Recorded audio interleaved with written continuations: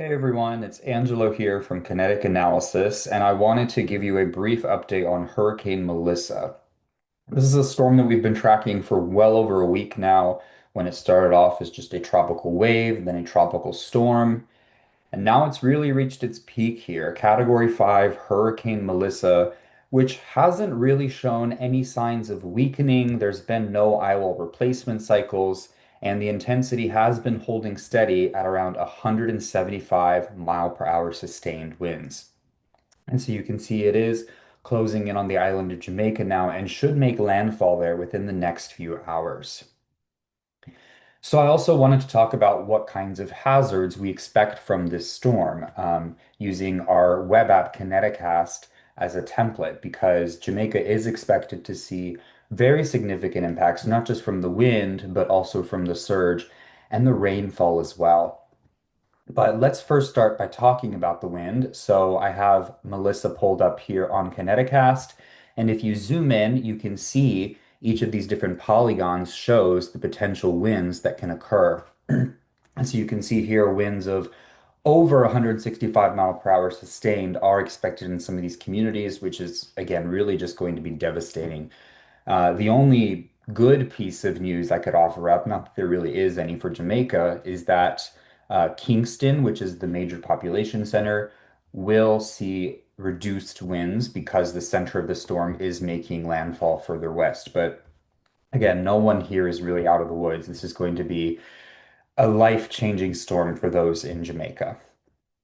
We can also see we're expecting significant surge values. This actually is probably higher. We're expecting surge more around 10 to 12 feet, as well as rainfall amounts 12 to 24 inches, with some pockets as high as 30 inches in excess.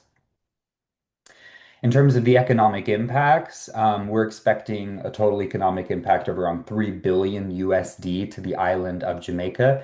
This includes only the impact from wind and surge. It does not include the impact from rain-induced flooding. And we also provide those impacts by different admin regions as well. We also provide the facility impacts in Kineticast. So just to give you an example, you know, this is an airport with a total recovery time anticipated of 76 days. So you can see the kind of impact that we're expecting here. It's going to take months for some of these communities to resume operations as normal. And one aspect of Kineticast that I especially like is that users can upload their own assets. So if you have properties or if you have investments, businesses that are in the paths of tropical storms or hurricanes, this app allows you to input that information, and whenever you are expected to be impacted, you will receive an alert with information such as the following. So here's a site that I uploaded just as an example. This one had a structure valued at 200,000 USD, and you can see the damage is expected to be around 80,000 USD. So basically a 40% destruction to the structure and a contents damage of around 10,000 USD with a downtime of 67 days. It also shows you the shutdown evacuation time so that you can plan accordingly and get into your safe zone before the tropical storm force winds arrive.